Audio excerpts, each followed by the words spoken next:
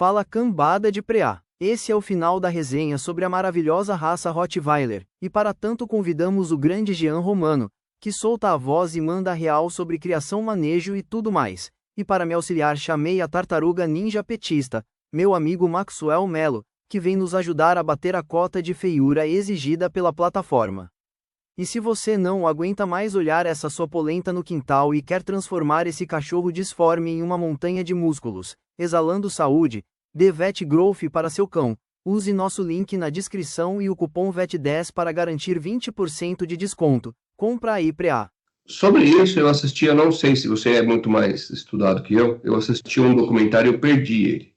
Há muito tempo atrás. Há uns 10 anos atrás. Que era sobre o corte do rabo do Rottweiler. Que ele segurava o boi para o açougueiro, sacrificar o boi. E nessa que ele segurava, estourava a carne, sei lá que porra que acontecia, ele caía sentado e quebrava o rabo. Por isso que cortavam o rabo dele. Você sabe de alguma coisa sobre isso? O que você falou agora da força da mordida? Vamos lá. Se o animal cai sobre a cauda, sim, ele pode vir a quebrar a cauda. Tá? Desculpa o barulho mais uma vez. Mas não é por esse motivo que os animais tinham a cauda amputada. Como eu falei, ele não era um animal utilizado para o rebanho, para rebanhar bovinos ou etc. E sim, ele era utilizado para dominar o bovino, mordendo ali as ventosas, a venta, perdão, do animal, as narinas, né, a boca do boi, para que assim o açougueiro pudesse realizar o abate. Agora, a cauda, especificamente falando, existiu um mito, também não deixa de ser um mito, né? Porque a gente vai aprendendo, ninguém nasce sabendo tudo, inclusive na sinofilia a gente tem visto muito isso. Antigamente existia a cultura de que o Rottweiler com a cauda íntegra, se viesse um agressor e segurasse o animal pela cauda, o cachorro não iria conseguir morder o agressor enquanto ele estivesse segurando o cão pela guarda, pela cauda, perdão. Então o animal não serviria para guarda, tá? O que é uma grande imbecilidade, e isso é mais do que provado. Você pode segurar, perdão, um Rottweiler pela cauda, o cachorro vai conseguir te morder. E hoje em dia, novos estudos apontam que a cauda ela é a extensão da coluna vertebral do animal. Uma vez que você realiza a amputação da cauda, isso existem estudos aí científicos, TCC, enfim, tem bastante estudo até em inglês aí lá nos Estados Unidos sobre isso, dizendo que uma vez que você amputa a cauda de um Rottweiler ou de, enfim, não vou citar outras raças, por lado do Rott, você amputa a cauda de um cão, aquele indivíduo tem 60% a 70% mais chances de desenvolver a displasia de quadril. Porque a displasia de quadril, ela não é apenas genética, ela também pode vir a ser adquirida, tá? Seja ela por uma questão de trauma, ou seja ela por uma questão de má formação ou má distribuição do peso durante o desenvolvimento do animal. Então, por esse motivo, nós não realizamos, até porque, além de ser crime, né, existe também a questão de que não é mais o padrão da raça e não é necessário cortar o rabo do animal, até porque algumas pessoas no passado tinham Rott falar, eu acho mais bonito com o rabo cortado. Cara, você vai acostumando, você vai vendo o cachorro ali com a cauda íntegra e você meio que vai desconstruindo aquela imagem do animal da cauda amputada. Mesmo porque é desnecessário, né, Romano? É desnecessário também. Eu sou a favor de alguma amputação se for necessária, como na orelha lá, os cachorros que brigam muito, corta a orelha, porque aí vai ter infecção o tempo inteiro, mas é desnecessário. Não, é que assim... Só por beleza eu não acho... A orelha do Rott nunca foi, assim, utilizada a conchectomia, né? Por exemplo, no Doberman. Eu tô falando dos outros animais, entendeu? No geral, assim, as ditas operações estéticas. Eu que gosto o Doberman, se a gente fizer uma breve síntese sobre o Doberman, de maneira sincera aqui, Paulo, o Doberman, desculpa, ele é um cachorro, é uma raça criada para ser um cão de guarda. Então, ele depende da expressividade. ele depende da expressão. Um Doberman com a orelha íntegra, assim, cara, desculpa, é um vira-lata, é um cachorro muito feio. Então, Eu entendo então que... aí no caso não é estética, aí no caso é porque necessita. Função, né? Ele precisa cumprir uma função, do contrário, a raça cai no esquecimento, no desuso, deixa de ser utilizada, né? Aproveitando, já você citou a displasia coxofemoral, e uma das coisas que eu mais admiro na sua criação é exatamente esse controle que você faz, né? Alguns canis chegam a utilizar, né, falando um pouco leigo, chapa tipo C, ou seja, o cão tem displasia e utiliza na seleção. Como é que esse critério de seleção aí sobre displasia no seu canil? Explica pra gente. É bom para o criador saber ficar atento quando pode adquirir um Rottweiler. Beleza, vamos lá. Eu sou um dos únicos primeiros aí canis que... Bem-vindo, Leandro. Leandro entrou aí. Eu sou um dos primeiros canis aí a entrar em grandes debates sobre a displasia de quadril de cotovelo, utilizando fechamento de linha de sangue para fixar animais aí mais saudáveis. Primeiro, o que é displasia? Vamos aproveitar esse gancho. No passado, tinham cães da raça, por exemplo, pastor alemão, as pessoas diziam, o cachorro ficou descadeirado. Era comum as pessoas usarem essa terminologia aí para falar do que é a displasia. A displasia nada mais é do que uma má formação óssea, um arrasamento ósseo-articular, um desencaixe ali do osso, podendo ser até da própria patela, também vai ser chamada aí desvio, né? Que aí acaba classificando como displasia também. Então, a displasia nada mais é do que a cabeça do fêmur não se encaixa perfeitamente ali no osso da bacia, ou existe uma má formação daquela pontinha do osso, ou do próprio fêmur, né? Causando dor e fazendo com que o animal venha a precisar de intervenção médica veterinária. A displasia é uma doença osteoarticular que pode ser, como foi dito, genética ou pode ser adquirida. Ela é uma doença genética. Faz parte dos genes do cão, da raça Rottweiler e de várias outras. São 23 pares de genes, salvo engano, que dentro do genoma canino, do genoma do cão, 23, salvo engano, pares de genes que portam os traços ali da displasia. Então, ela é genética, ela é congênita. Por quê? Porque faz parte, né, dos genes. Ela é intermitente, ela pula gerações. Ela é degenerativa, nunca regressiva, ela só tende a piorar. E ela é poligênica, porque são vários pares. Ela é também hereditária, né? Passa de pai para filho, podendo ali pular uma geração ou não. Sobre a displasia, sabendo o que é, como a gente precisa entender agora quais são os graus da displasia. Tem a displasia, tem um animal que ele é classificado como diagnosticado, né? Uma vez que faça o raio-x, esse raio-x é enviado para um profissional de imagem da área laboratorial aí da medicina veterinária. O animal precisa ser anestesiado, tá? Para realizar esse raio-x. Não é considerado válido um raio-x em que o animal não foi anestesiado. E também existe uma distinção entre chapa prévia do que chapa definitiva, quando o animal tem uma certa idade. Então, a displasia pode ser, o animal pode ser isento de displasia, ele pode ter uma incongruência óssea, ele pode ter uma displasia leve, uma displasia moderada ou uma displasia severa. Na criação de Rottweiler, no Brasil, o animal que pode ser utilizado para reprodução, permissivo ali, né?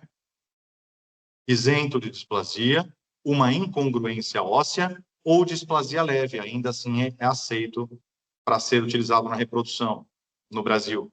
Enquanto que na Europa, somente animais chapa A, que é o isento de displasia, chapa B, que é o incongruente, algum animal com alguma incongruência óssea, lá na Europa ainda pode ser utilizado, e chapa C, que é displasia leve, chapa D, moderada, chapa E, severa, na Europa não pode ser utilizado. Tá? No Brasil, ainda assim, chapa C pode ser utilizado na reprodução. Agora, no meu canil, como funciona, Max?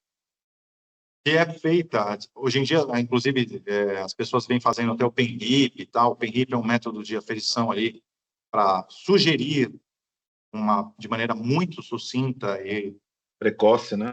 Precoce, se o animal vai ou não desenvolver a displasia, que eu não utilizo o PENRIP, tá? A gente não faz esse tipo de coisa, até porque a capacidade assertiva desse diagnóstico tem margens e margens aí para o erro, dependendo, óbvio, do desenvolvimento desse animal. Eu não posso contar com isso.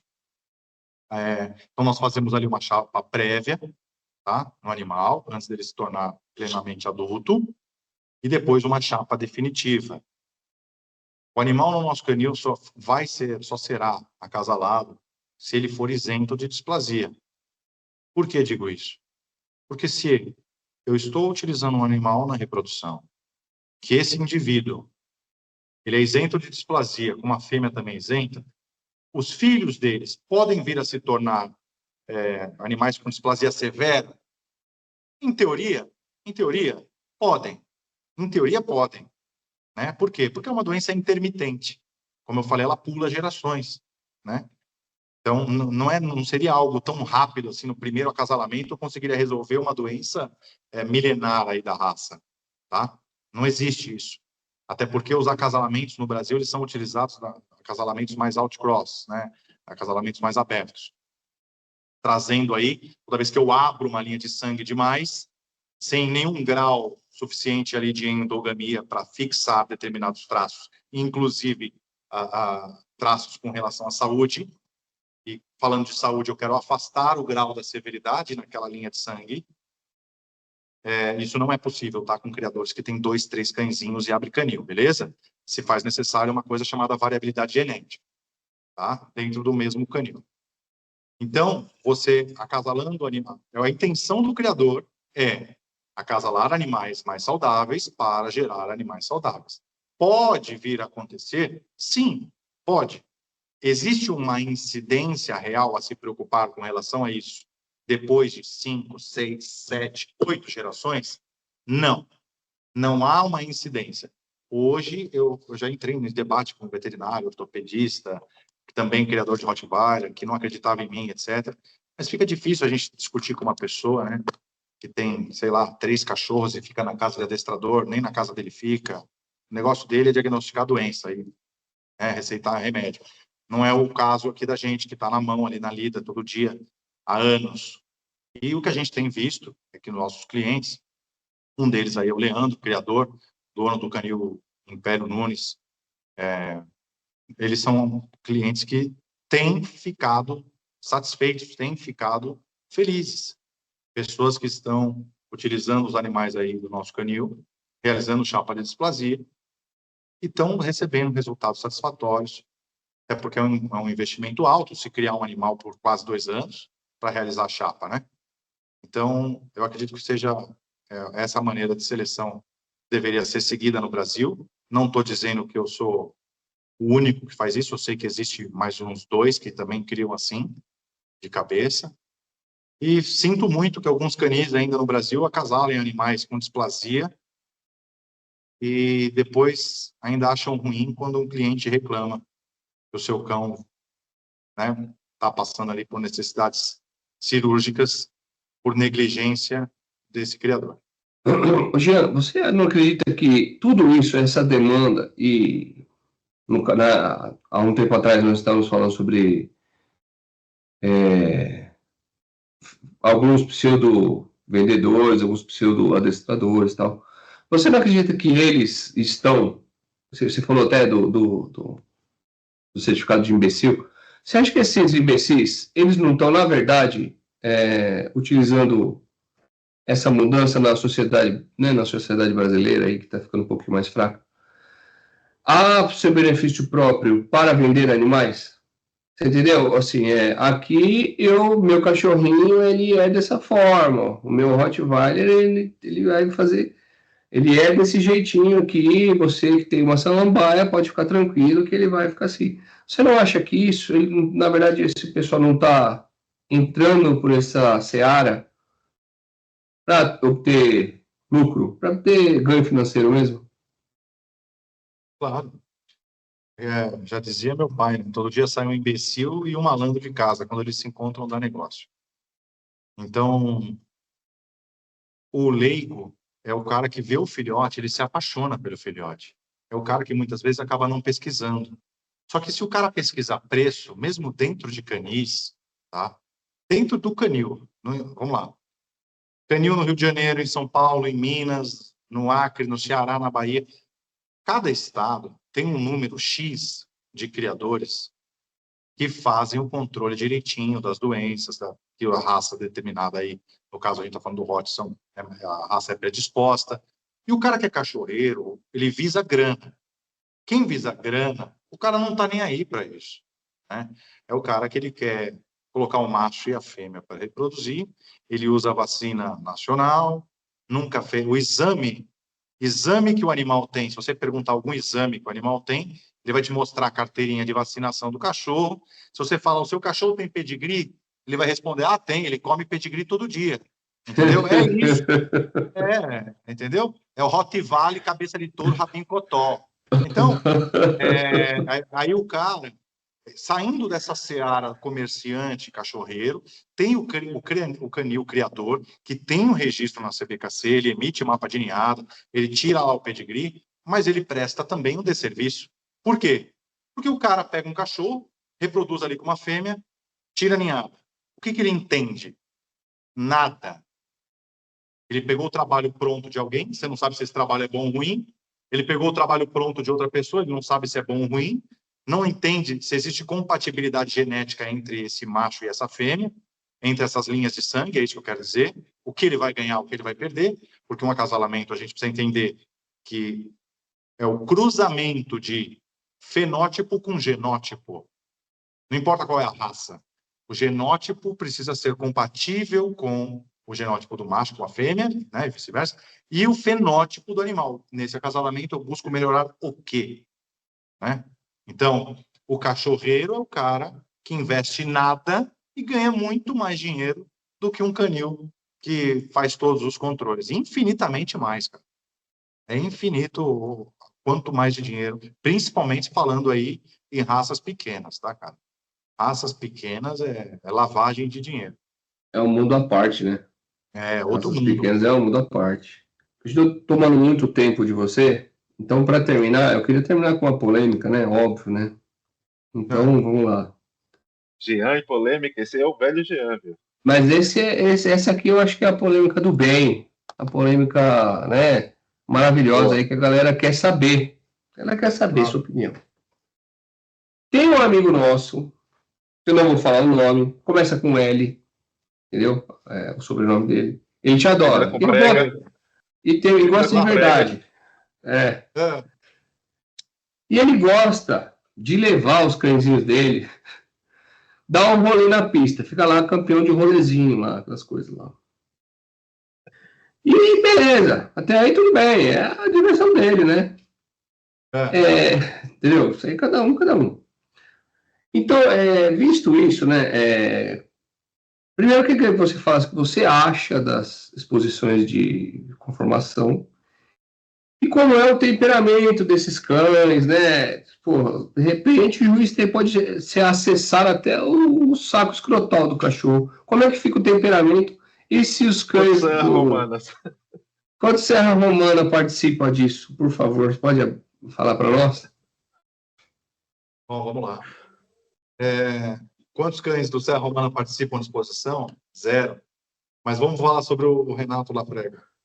Renato Laprega é um cara muito querido, mas ele me lembra muito aquelas pessoas que entram no motoclube sem ter moto, sabe? Nunca o cara andou nem de moto, nunca andou nem de uma Caloi, nunca subiu numa lambreta. O cara quer comprar uma Harley Davidson, né? O cara quer vestir colete de couro, ele quer deixar a barba crescer, ele quer virar anarquista.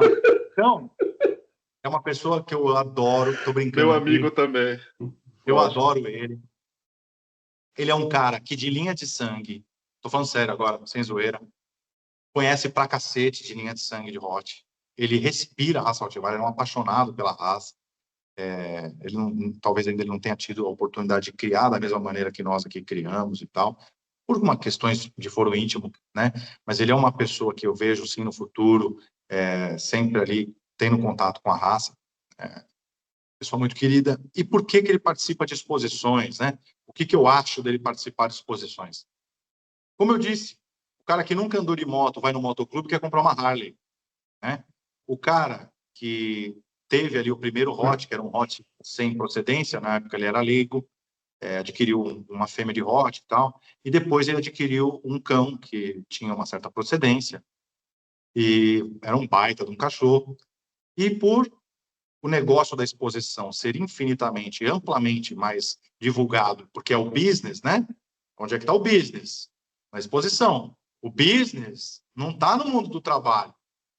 Está onde? Na exposição. Eu levo um filhotinho para a exposição, ele recebeu uma súmula legal, recebeu uma rosetinha ali, um troféuzinho.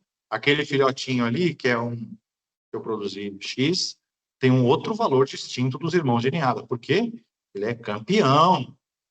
Entendeu? Deu 2 voltas na pista ali. Opa, saúde. Ele é campeão. Entendeu? Só que o Renato, ele é um cara que ele tinha um cão ferrado, muito bom para trabalho, e ele acabou não levando esse animal para esse mundo. Levou para o mundo de exposição. Ele tinha um grande cão, ele ainda tem alguns animais lá, ele está ali, acredito que com a progênie desse indivíduo aí, que era o Enzo, era um bom cachorro, conheci o cachorro, tive o prazer de também tomar umas doses de uísque lá na casa do Renato. O cara nota 1000. E como eu falei, ele não foi para o mundo do trabalho. Mas quando ele começou a ver, né, os filhos do Enzo começando a trabalhar, demonstrando um bom temperamento lá no canil dele, eu também utilizei o cão, tá? Por quê? Ele não era um cão de linha de sangue de pista, né? Apesar de ter ali a linhagem da parte alemã, o pedigree dele, cães de exposição, que na Alemanha a seleção não é meramente só, não é de maneira estrita, como é no Brasil. Cães de exposição são só utilizados na exposição, tá? Lá existe uma miscelânea, eles misturam os trabalhos. O animal precisa participar de exposição e também realizar a parte de trabalho, né? Barra esporte, né? O animal também participa de provas de esporte. Então, eu não critico quem gosta de exposição. Como eu falei, já fui muito em exposição, gosto de Rottweiler, mas eu não gosto de... Fui muito acompanhando meu pai, não eu, tá? Eu não gosto de exposição. Essa esportividade de competir com o meu amiguinho ali para ver qual cachorrinho nosso ganha a posição melhor, tá? Quem jogou a bolinha mais alto, quem fez o cachorro ficar bonitinho com as patinhas juntas, não é muito a minha cara. Então, eu respeito quem gosta, tá? E eu entendo que é importante, sim, a exposição para aquele criador que não sabe onde fica a boca nem o cu do cachorro. Se ele não sabe onde é a boca nem o cu do cachorro, é importante que um juiz auxilie ele. Para ele explicar, ó, o cu do cachorro é aqui, a boca do cachorro é aqui. Entendeu? Você está vendo o seu cachorro, está banguelo o seu cachorro. Você precisa de um juiz para te falar. Está faltando dente, está mordendo errado, o cachorro é vesgo, o cachorro não tem uma pata. Você precisa de um juiz para te explicar. Né? Porque o cara quer criar uma raça, ele não quer estudar nada. Né? Então, assim, eu respeito quem gosta, legal, bacana. Não me identifico, não curto exposição. Quando eu fui para a exposição, fui uma vez quase que arrastado, porque um cliente meu, não vou citar o nome dele, porque eu não vou expor o cara, ele comprou 3 cães, salvo engano, 4 cães do nosso canil, e ele fez o inverso, ele fez o errado. Ele começou, o Maxwell sabe, a fazer o trabalho de proteção dos cães, e depois levou para a exposição, vindo o primeiro cão, que era um cão filhote, o resto estava dentro da caixa de transporte, não era nem a categoria deles. O primeiro cão que chegou na exposição, chegou na vez dele de se apresentar, acabou mordendo a mão do juiz, nem perto o juiz estava dele, e nem chegou a pôr a mão no saco do juiz, no cachorro, perdão, o cara não colocou a mão no saco do cachorro, o cachorro já mordeu a mão do juiz. E cachorro lindo, né? Ganharia fácil. Não, era o Ares, lembra? Uhum. Então, Ares ou Hades? Hades. O cachorro era lindo, espetáculo. E aí eu fui lá junto com um criador também, que é o dono de um canil, acho que já está extinto, né? Canil von Germanich, que é o marido da Cláudia. Minas, né? Oi? É de Minas, né? Não, é aqui de São Paulo mesmo. O seu Geraldo, marido da Cláudia, criadores aí antigos, eles que trouxeram ali os primeiros cães da linha de sangue do leste europeu aqui para o Brasil e tal. Há mais de, sei lá, 40 anos de criação na raça. Eu acredito que ele já está parando de criar, né? Mas, ok, ele somou muito para a raça Rottweiler, trouxeram várias linhas de sangue aí para o Brasil. Inclusive, um abraço aí para o seu Geraldo também. Então, enfim, o juiz foi pôr a mão no cachorro, o cachorro mordeu a mão do juiz, não deu nem a oportunidade do juiz colocar a mão no saco do cachorro, Paulo. E aí, o cara ficou com uma... Eu não vou citar o nome do handler, porque é um handler muito querido também. Ele já faleceu, tá? Eu acredito que vocês devam saber quem é. Ele já faleceu, Deus o tem em bom lugar. O handler ficou desesperado. Ele não sabia nem como explicar para o dono do animal lá de fora da pista o que aconteceu, porque foi, assim, de graça, assim, foi muito... Foi passado o lado, assim, o juiz estava falando com algum outro criador, ou um auxiliar de pista, não sei. O cachorro, na hora que ele passou, já pegou a mão do juiz ali. Por favor, já retira o cachorro, o juiz já ficou assim com a mão. O Renato sabe dessa história, inclusive. E aí, é isso, né? Infelizmente, aconteceu, mas... Acabou a carreira na pista.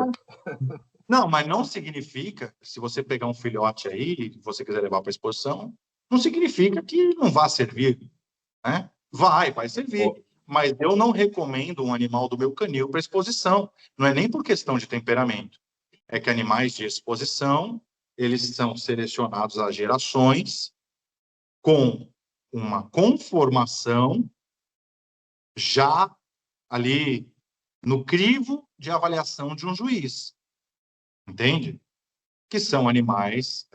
o animal não pode ser tão escuro, o animal não pode ser de uma certa altura. O animal despigmentou a boca, por exemplo, e os caras vão lá dar alga marinha pro cachorro, tatua a boca do cachorro. O cachorro tem um saco de só. dente. O cachorro ele é monorquida, nasceu com um testículo só. O cara vai e paga o veterinário para meter uma bolinha de gude lá e costurar para poder ter 2 sacos no cachorro. Então, essas coisas eu não faço, cara, entendeu? Eu não faço isso, não. Para mim, não preciso disso. Entendeu? Mas não recrimino quem faz. E não estou dizendo que todo canil que participa da exposição também que faça isso, tá? Né? É verdade.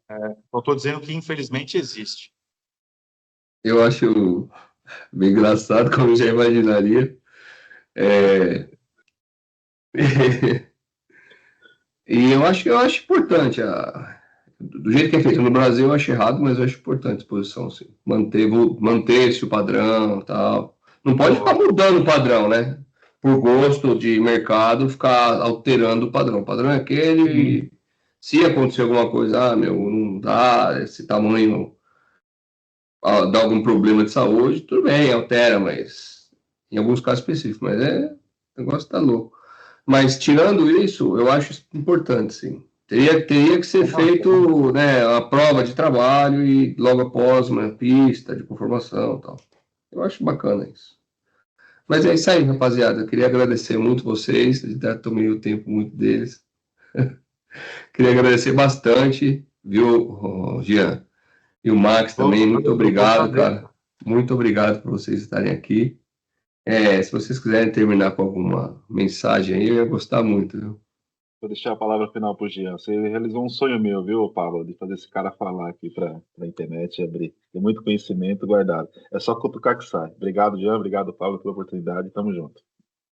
Obrigado, Maxwell. Valeu, Pablo. A mensagem que eu digo para todo mundo é: só fala mal de Rottweiler quem nunca teve. Quando perguntam para mim qual é a parte mais difícil de se ter um Rottweiler, eu sempre digo que é o adeus, porque é um animal muito apaixonante, é um cão maravilhoso, que não dá trabalho, um cachorro que não vejo a minha vida sem um cão da raça Rottweiler do meu lado. Tá? Então, eu peço a gentileza daqueles que gostam de denegrir a raça a fazer um estágio lá no nosso canil, que vocês são todos muito bem-vindos. Eu acabo de passar por isso, o meu Rottweiler acabou de ir embora, é bem complicado, é um membro da família, não que eu não gostasse dos outros, mas é muito mais carinhoso. É engraçado, né, porque é um troglodita em forma de cachorro, e São é muito mais... maravilhosos. Eles são muito carinhosos, assim, chega a ser muito conflitante, assim, o bicho parece um macaco, um orangotango, e mesmo assim é super carinhoso, cara. Eu vou até fazer um vídeo sobre isso.